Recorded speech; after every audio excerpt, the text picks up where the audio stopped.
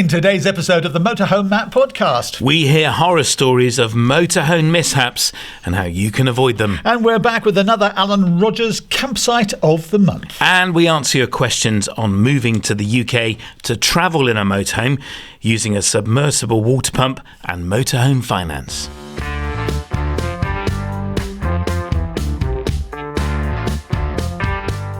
Welcome to the Motorhome Matt podcast. I'm Keith Gooden. And I'm Motorhome Matt.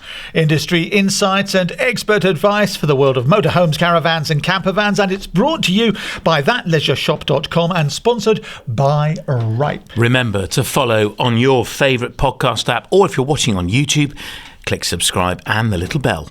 It's time for the Alan Rogers Campsite of the Month feature here on the Motorhome Matt podcast. And as always, I'm joined by Rob from Alan Rogers. Rob, this month is a little bit different. We're off to Germany. Tell us more. So we're going to talk about a few campsites this month. We're going to talk about the Azure Camping Group, which is a group that's been around since the 1960s, but was recently acquired by the same camping organisation that own a number of campsites in Switzerland. So they own Jungfrau and Alpenblick in Switzerland. Okay. Really famous campsites.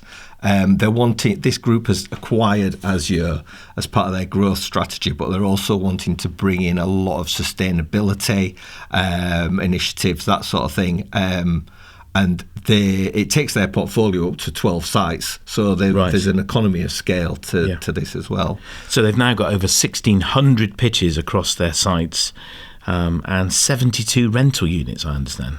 Yeah, that's right. And since their acquisition, we've already seen that they've implemented a lot of those eco-friendly strategies. So they've brought along regional sustainable products, waste separation, reusable bottles. Obviously, the Swiss are really hot on those environmental famous for it practices, and so they're transferring that to the German market. And of course, Azure were your overall winner at your awards in 2024.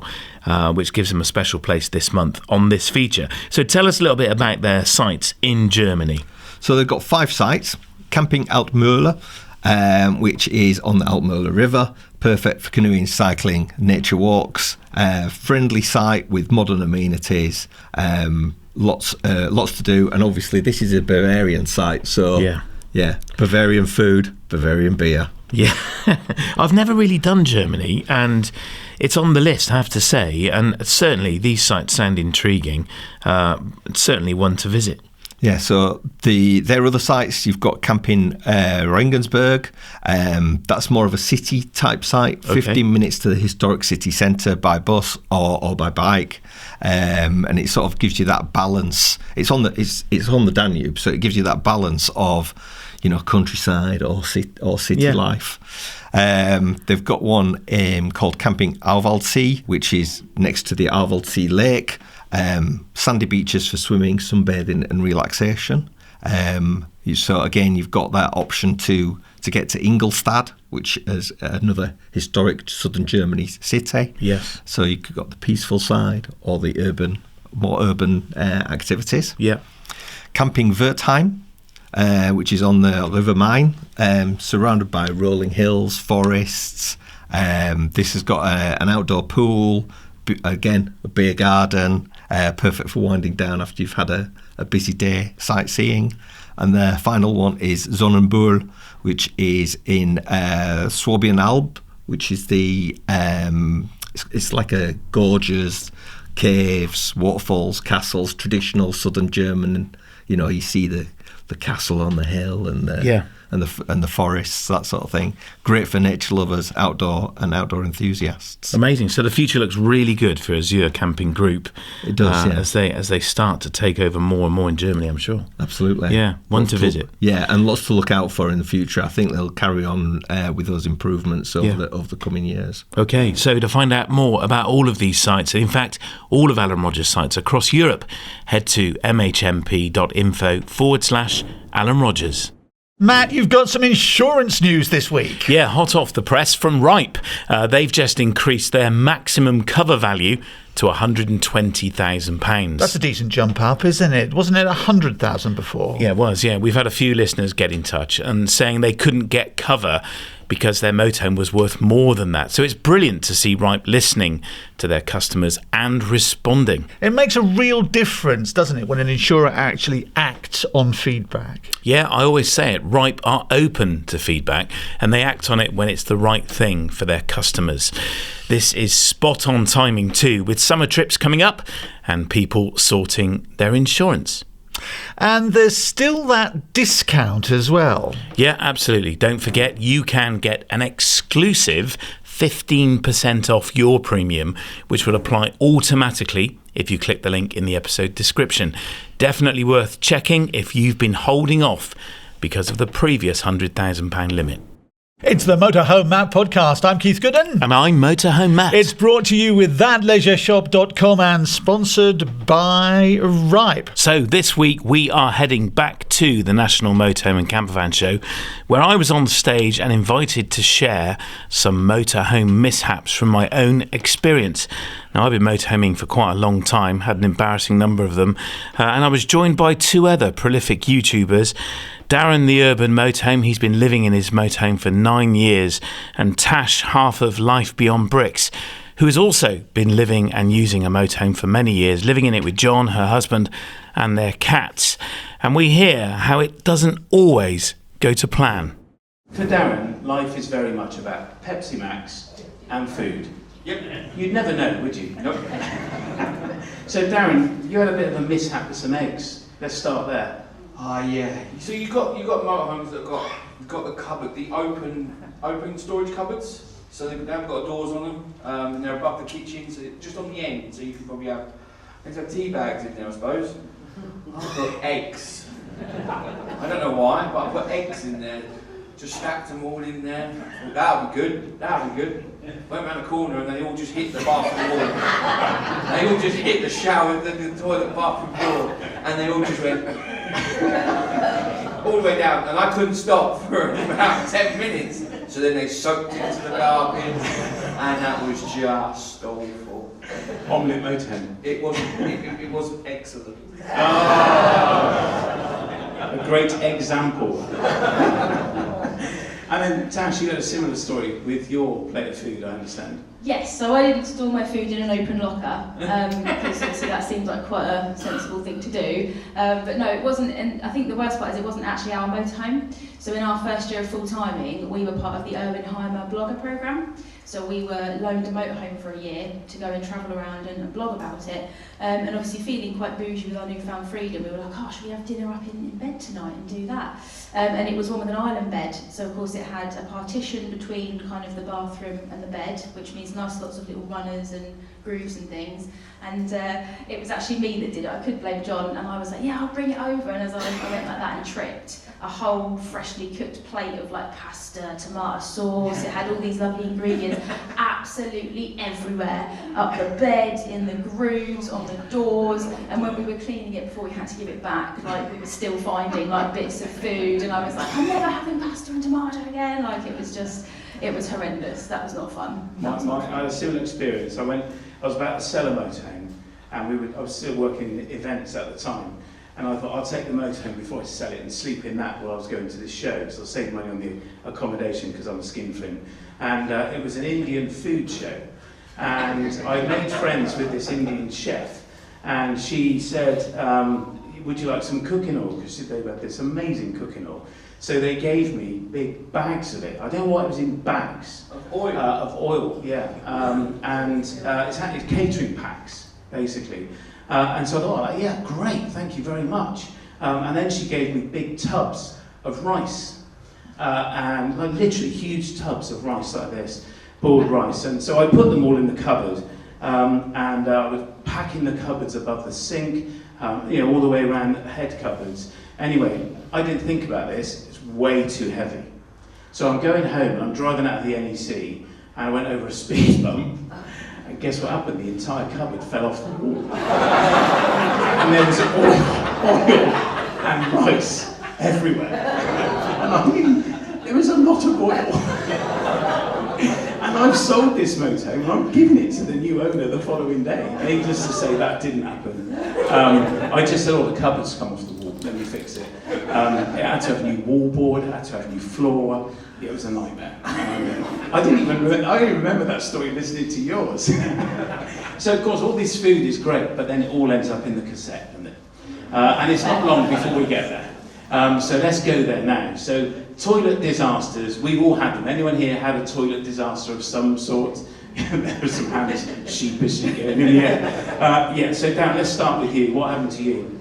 So, it's not a nice place, is it, the cassette? The cassette's not a nice place, and it can smell a little bit every now and again. So I had one of the bottles, the blue liquid, and I bought it from, I think, Aldi or Lidl's, and they had little 5 litre bottles, and it was it wasn't like a Coke bottle lid or anything like that, so there's me, I open it up, ready to pour some more in to stop that smell, and I dropped the lid. And the lid went in the cassette. Went straight in. And I'm like, oh no.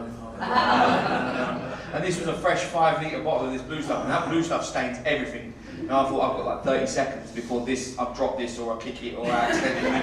So I was like, right, I'm going to go put that in the sink. And I went and put it in the sink, but I still got stuff on me, it just went everywhere. But then I'm like, I didn't have another bottle to hold 5 litres. I couldn't just put it on the street. I had to find something to, so yeah, the kitchen tongs got it. So there I am. And then it was like a magic dip, was it? It was awful, but lucky dip. I'm lucky it was like in the COVID era, because I had like a whole bowl of just the antibac gel, and as soon as I got it, I just did, and just let it sit in that, and it's just awful. But I had to get that lid to put it back on, otherwise it had just been like a Smurf exploding there. I think it's fair to say that's why we all use Solvio now. Yeah, I still wouldn't want to be drinking his toilet waste. I drink Solvio, I've done that, but don't do it, it's disgusting. I had a funny story with a hire. I was doing a handover with a father of 2 little girls, and he said to the girls, you get in the motorhome, away in there. So I'm going around the outside of the motorhome with his dad, showing him what's what, because there's a lot to learn, isn't there? And I could take the cassette out, and I'm explaining about the swan neck and how to unscrew the top, and how to empty it. And as I do, this little girl decides to sit on the toilet and pulls one out. And this beautiful little perfectly formed curly poo just forms in the base of the cassette chamber while I'm holding the cassette. And I'm just, no, not now. So he goes to run in to grab her, and then, so, no, don't do that. It'll be everywhere. So we kind of let her finished, and then I said, you're cleaning that up. So I've never allowed children in a motorhome while I'm taking the cassette out ever again. Can I just... Oh, sorry, go on, finish. I was going to say, thankfully, we've never had a toilet cassette situation, but I do remember it happened to someone else when we were at a pop-up campsite once. I think I've told you this story before, Darren.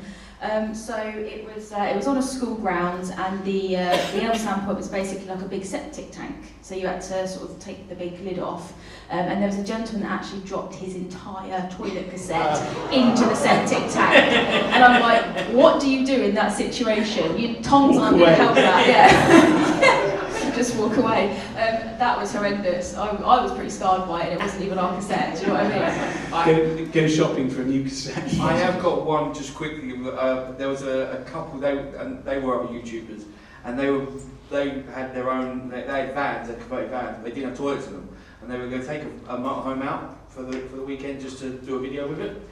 And she went to use the toilet, she didn't open it at all, so she in the bowl, and then didn't know how to use this toilet. So they're pressing the button and it's filling up with water. And this cassette was all ready, the whole motorhome was ready for them to go out. So I was on site with them, and they called me over and said, how do you get this? And they were sending me voice notes, how do you do this, how do you do this?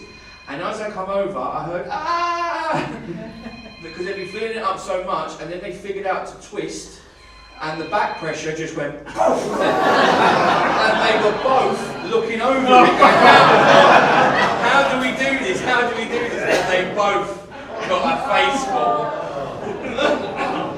I was so happy, I was so happy. It's not funny. I had someone come back from a festival and they returned the motorhome, they'd hired it from us, and the cassette was full, and I mean full. And they'd obviously not been very well. They'd gone to the loo a lot in it and been sick in it. And you could smell it. Anyway, they disappeared after they'd returned the motorhome. So I get the cassette out, and I made that stupid schoolboy error where I opened the slider, and then I twisted the little lever, and it was hot. And it was hot like it was here yesterday. And I was looking over it, oh my goodness.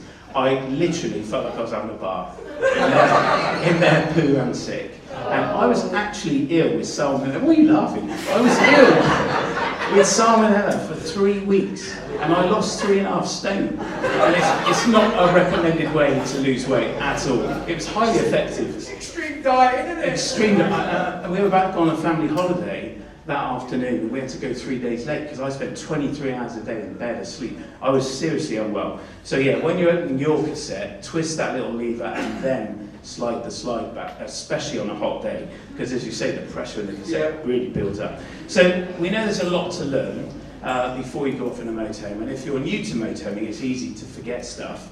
Tash, when you first got your VW pop top, it didn't quite go to plan, did it?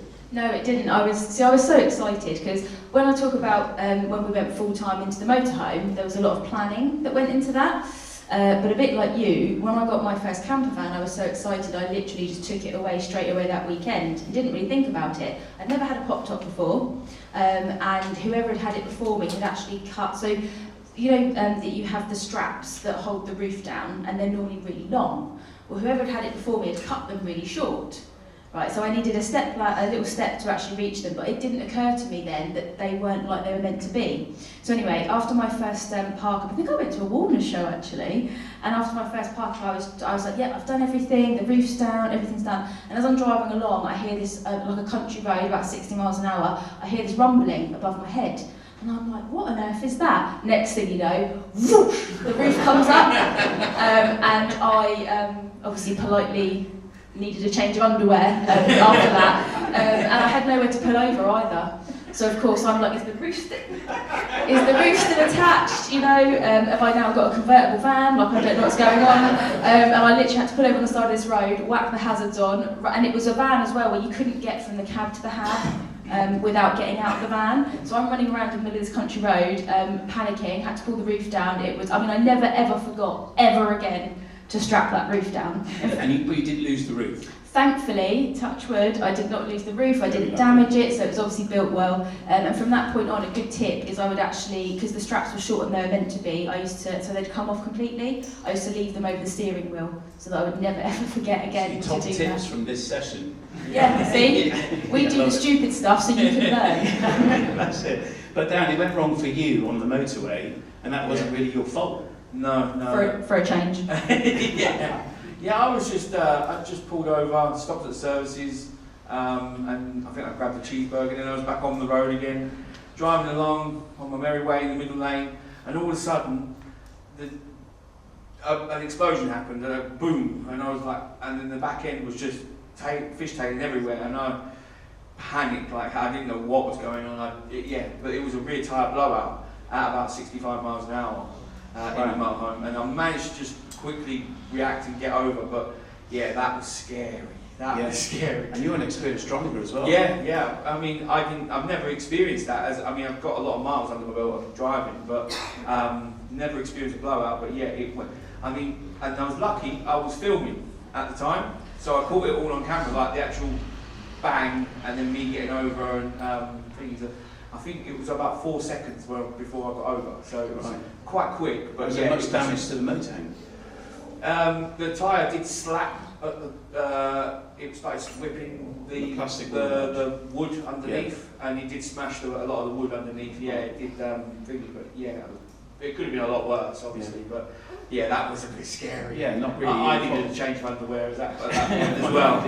I had a similar thing with a wheel, but didn't have a blowout. But Jude and I went away for a weekend down to Cornwall in a tiny little motorhome, something called an Adria Compact. It's only 6 metres long, a very narrow coach-built motorhome.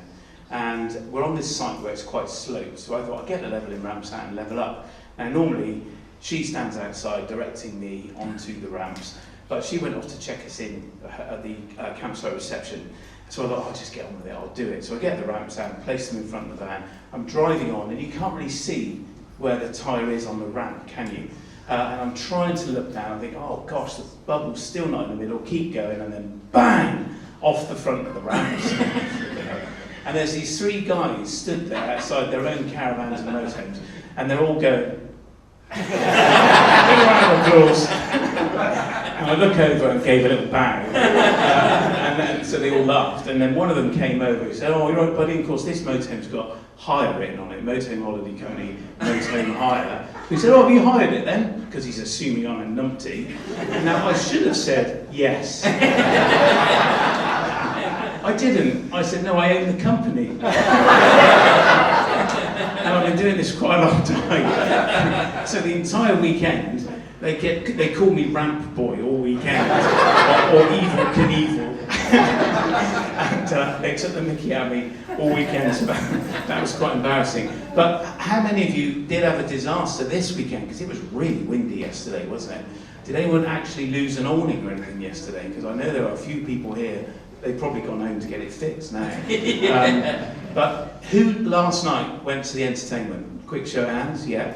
How many of you, when you got home last night, realised you'd left the roof light open and it was raining heavily for about half an hour last night? Yeah, I did. Yeah, I thought something else was going on in the bed. It wasn't, the roof light had been open. It was a really heavy rainstorm anyway. So Tash, I wanted to tell us about your hab door disaster when it got very windy. Yes, so we learnt a lesson, and again it was in a vehicle that we didn't own, so it was a little bit awkward. We were up in the Lake District, been out for a lovely walk, you know, because we're quite new into our full timing, and we were like, oh, this is really nice.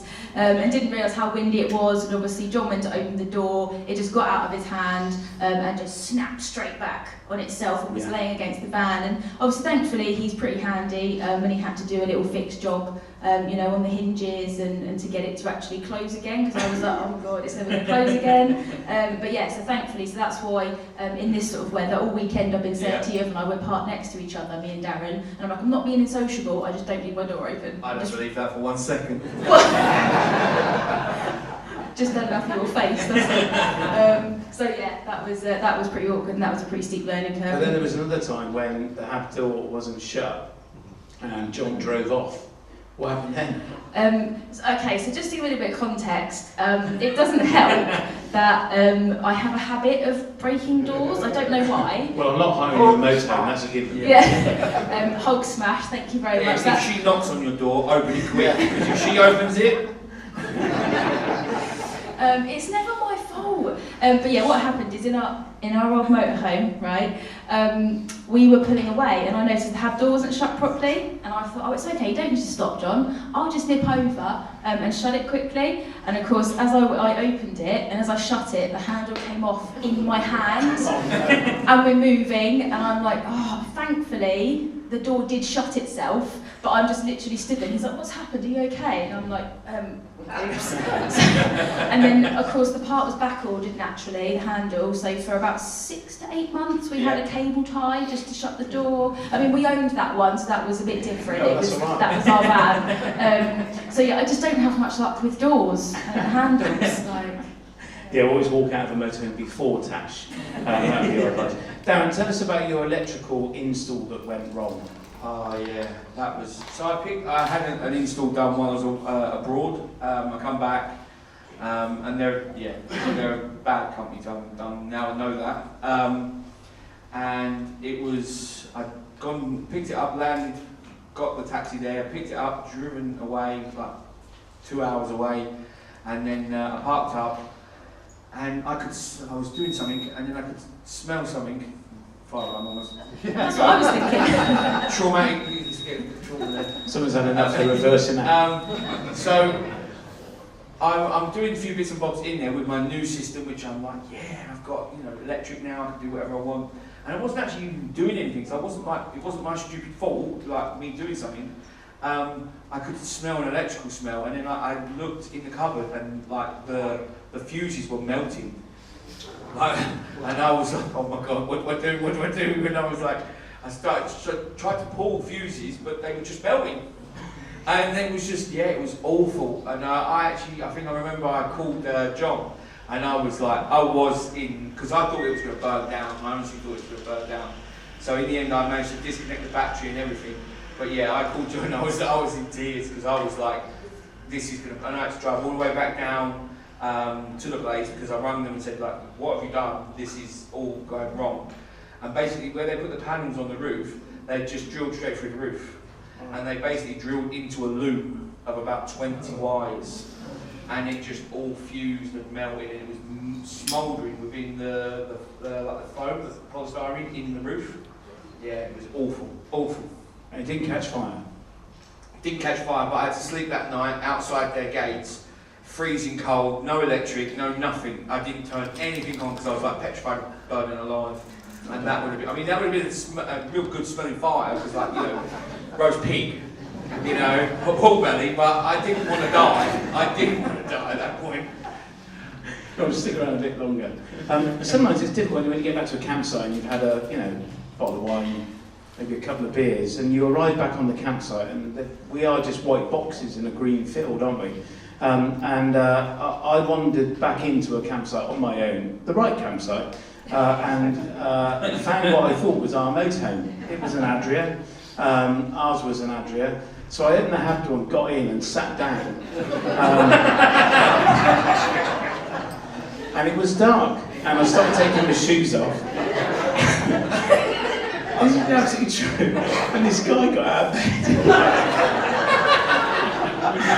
And he said, "You all right, mate?" And I'm like, "What are you doing in my motorhome?"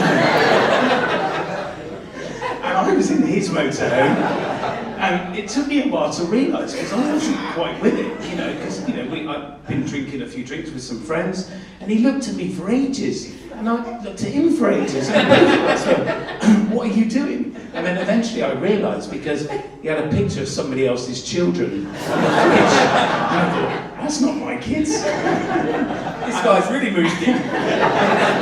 Yeah.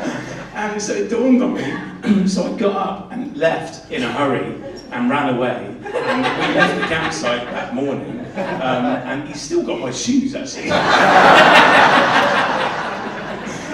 I never saw him again. True story, but I'll finish up with, and then if you want to share some of yours, we'd love to hear them. We have to finish on a toilet story. So I said earlier that I loved American motorhomes. And we had one of our first motorhomes, it was an old motorhome from 1983, and we called it Phoebe. We had her for years, and the kids all grew up in Phoebe, and they still remember Phoebe. And Phoebe had a black waste tank, so American motorhomes have very different toilets to our cassettes. Big tank, and you press a lever to flush the toilet, which opens the blade, and it flushes into this huge tank.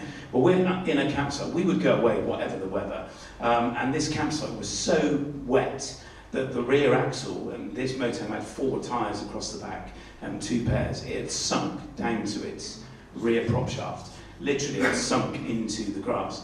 And we thought, well, what are we going to do? The toilet was full, this tank was full, and we thought, we'll sit out this weather, it's going to brighten up, and then we'll figure out how we're going to get towed out. We're not going anywhere. But the toilet was full. So I thought, well, it'll be okay, I'll fit the pipe and get a bucket, and I'll just drain a bit off. What could go wrong? Oh, no. So I thought, just a bit of water in it, really. So I get this bucket, and the pipes on an American RV, if you don't know, they're big. They are big. So and to release it, you pull the lever. So I'd run the pipe, and they're about 6 feet long, these pipes, and I'd run it a long way from the motorhome. I go to the lever, I thought, hang on a minute, how am I going to do this? Okay, I'll balance it in the bucket, I'll pull the lever, and I'll just close it quickly. So, it'll be fine. Pull the lever. Anyway, the weight of what was in this tank took over, and I could not close this lever. The bucket ended up about 40 feet away. And there was this horrendous just chain of our mess on this really wet and muddy campsite. I eventually managed to close the lever. The good news was the toilet wasn't full anymore. So I did fess up and go to the campsite and say, look, we got a little bit of a problem. He said, yeah, everyone's stuck. I went, no, it's worse than that.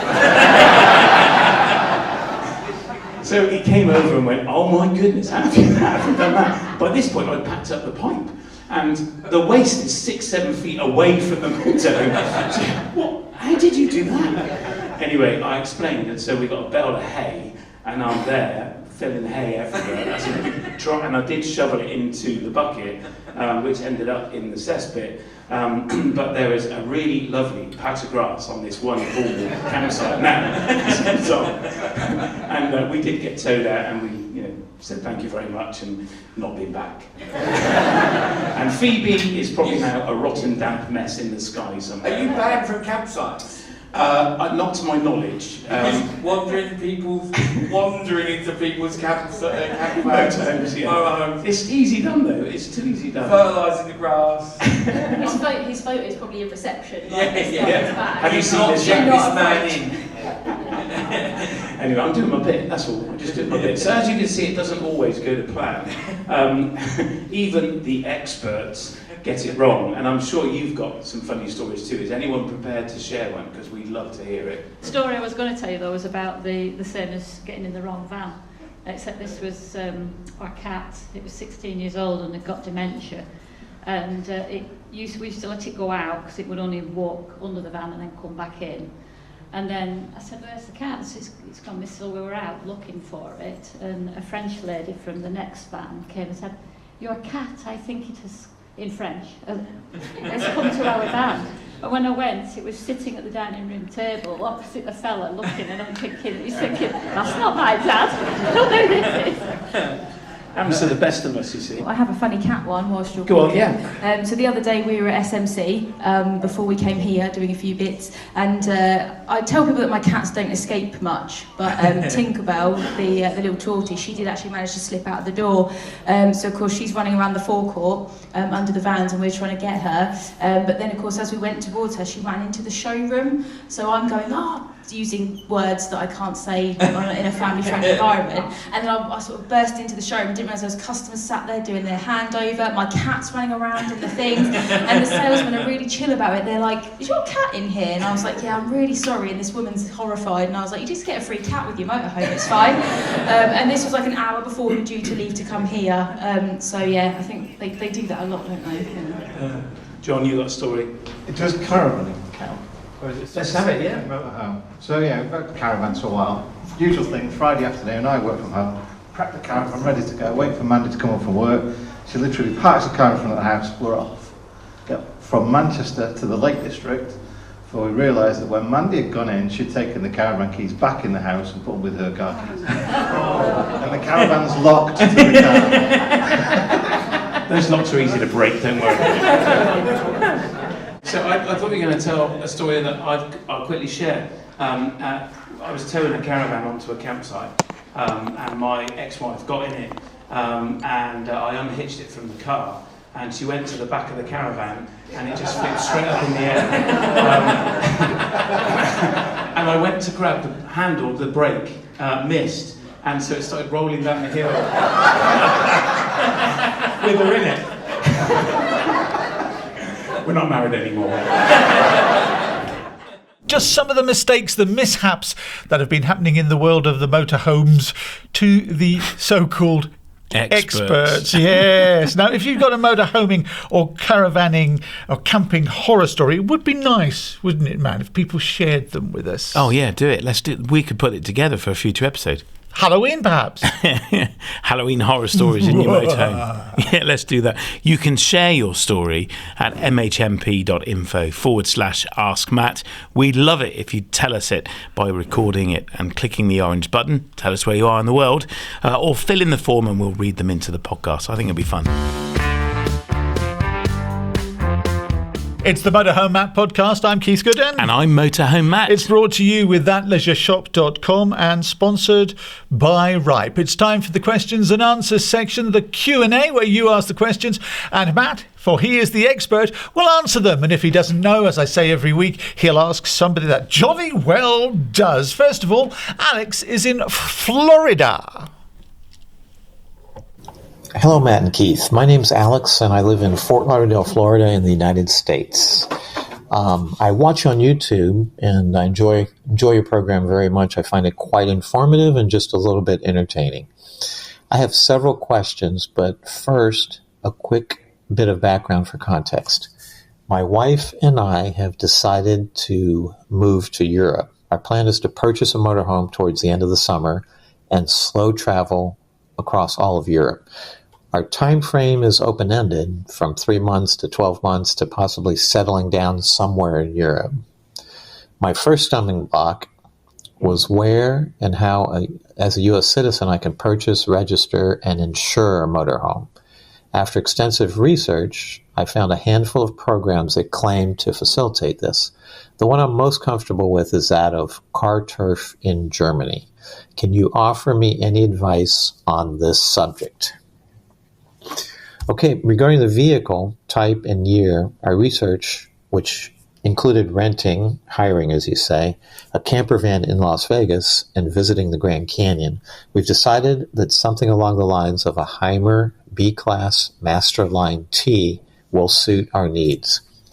We especially like the unique bathroom layout of this model, as well as the garage. I'm concerned about the extended rear overhang dimension of this camper van.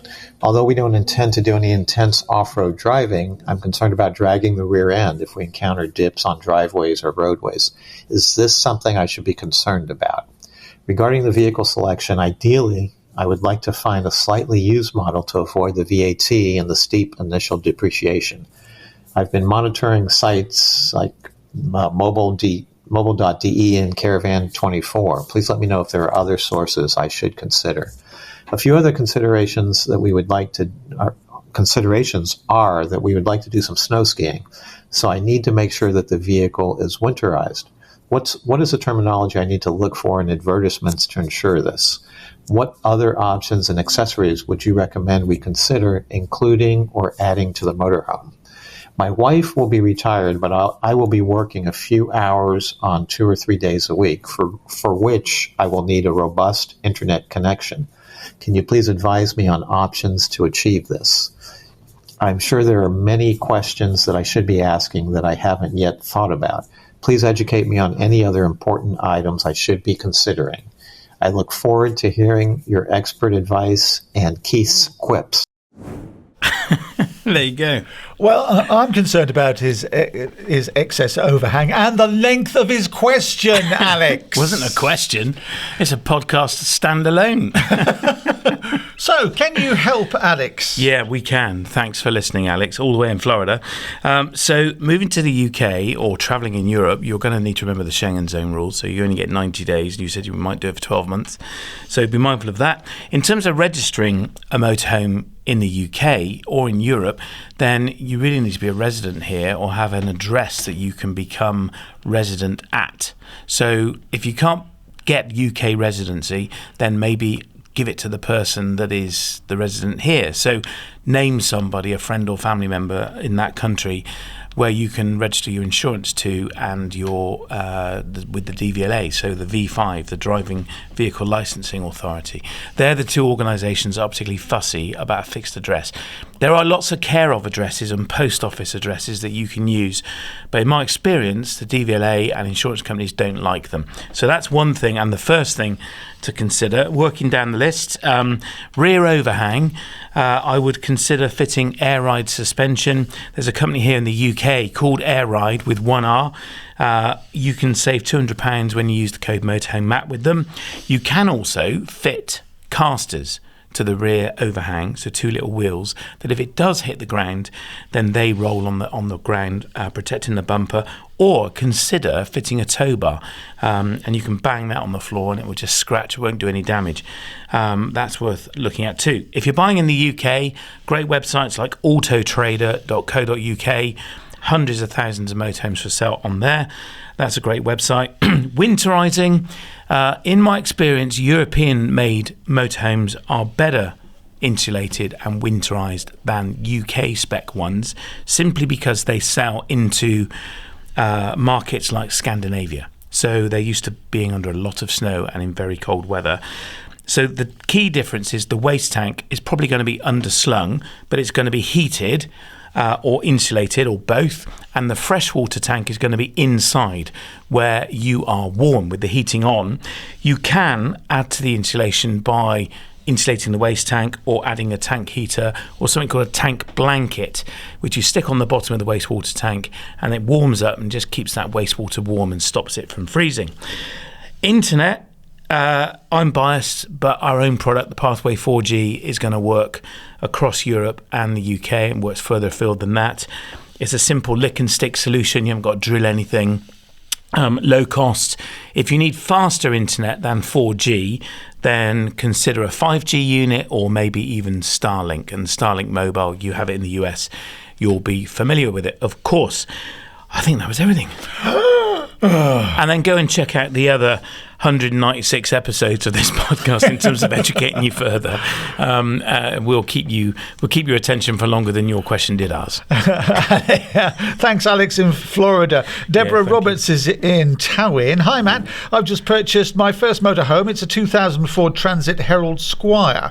Wow. Can I put a submersible water pump in for when I'm off the grid? Classic. Yes, sure. You will need a pressure sensor, a switch that determines when you open the tap, you change the pressure in the pipes. That activates the pump, or you need to change your taps to ones with switches in that will activate the pump, or you just fit a switch that turns the pump on. You open the tap, it works, and then you just turn the pump off. She should plump for a pump. Plump for a pump. Karen's in Guildford. Can you recommend Motorhome Finance? Oh, yeah. The guys at motorhome.finance, I highly recommend them. They're Motorhome Matt approved. We have had Steve from them on the podcast in the past. The business behind them are called Creative Funding Solutions. Their website is motorhome.finance. Simple as that. I've used them and worked with them for years, and I commend them to you. So, how do people get in touch then, Matt? We'd love it if you did. Just head to mhmp.info/Ask Matt. And if you're looking for trusted brands and services, then make sure you visit the Motorhome Matt approved directory. It's at mhmp.info/approve. And if you're listening to the podcast, make sure you click follow on your podcast app. Or if you're watching on YouTube, please click the subscribe button and the little bell.